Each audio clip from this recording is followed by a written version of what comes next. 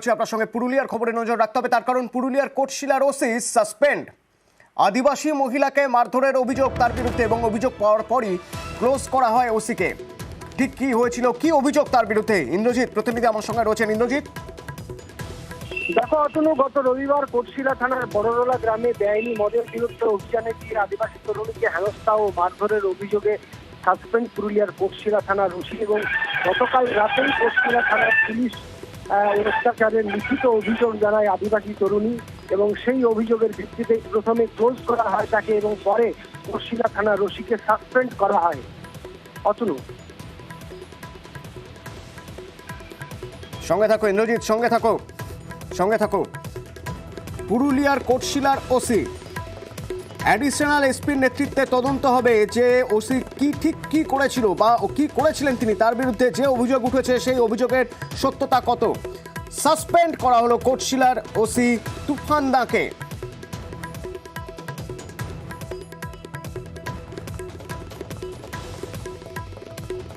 আমি ইনসিডেন্টটা জানা মাত্রই একটা এনকোয়ারি করার জন্য অ্যাডিশনাল এসপি হেডকোয়ার্টারকে এখান থেকে আমরা পাঠাই, এবং যাতে এই এনকোয়ারিটা খুব ইন্ডিপেন্ডেন্টলি এবং ইম্পার্সিয়ালি হয় তার জন্য আমরা ইমিডিয়েটলি ওসি কোটশিলাকে ওখানে থেকে ওকে সরিয়ে দিয়ে লাইন ওয়ারে ক্লোজ করা হয়। এই ঘটনার তদন্ত করব, যদি কেউ অফেন্ডার থাকে হি উইল বি পানিশড।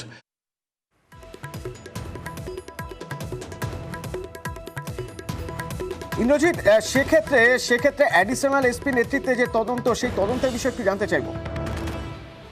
দেখো, গতকালই তদন্ত শুরু করে পুলিশ, এবং জেলা পুলিশ সুপার অভিজিৎ ব্যানার্জি জানান যে ইতিমধ্যেই তদন্ত শুরু হয়েছে, এবং যার বিরুদ্ধে অভিযোগ উঠেছে, ওই আদিবাসী তরুণী যার বিরুদ্ধে অভিযোগ করেছে, সেই অভিযোগের ভিত্তিতে ইতিমধ্যেই তাকে প্রথমে ক্লোজ করা হয়, পরে সাসপেন্ড করা হয়।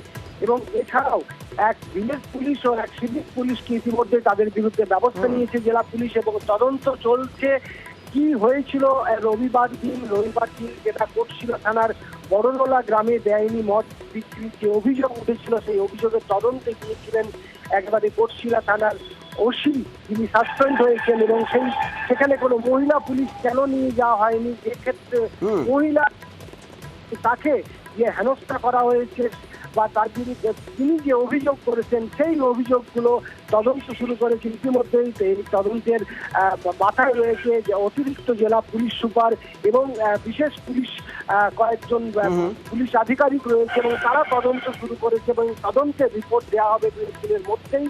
তদন্তের রিপোর্ট আসবে জেলা পুলিশ সুপারের কাছে, এবং ইতিমধ্যেই যেমনটা তোমাকে বললাম সাসপেন্ড করা হয়েছে যাতে তদন্তের কোনো সমস্যা না হয়। ইতিমধ্যে তাকে প্রথমে ক্লোজ এবং সাসপেন্ড করা হয়েছে। এছাড়াও এই ঘটনার বিরুদ্ধে ইতিমধ্যেই বিরোধীরা জেলার বিভিন্ন থানায় বিক্ষোভ কর্মসূচি নেবে বলে জানিয়েছি, এবং ইতিমধ্যেই তারা গতকাল রাত থেকে আমরা লক্ষ্য করছি যে বিজেপি ইতিমধ্যেই ময়দানে নেমে পড়েছে, এবং থানায় আজকে যেমন বিক্ষোভ হবে এই আদিবাসী মহিলার যে অভিযোগ উঠেছে, সেই অভিযোগের ভিত্তিতে যে অভিযোগের কথা বলছো ইন্দ্রজিৎ, সেই অভিযোগ রবিবার কি হয়েছিল তার সঙ্গে, যিনি অভিযোগ করেছেন তার বক্তব্য শুনুন। আমাকে মারেছিল টাটকা, বাবাই তো মদ বানায় 2 লিটার 3 লিটার খাবার জন্য। তারপর আমি ঘরে একাই ছিলি, আমাকে মারলো। কে মারেছে? কে?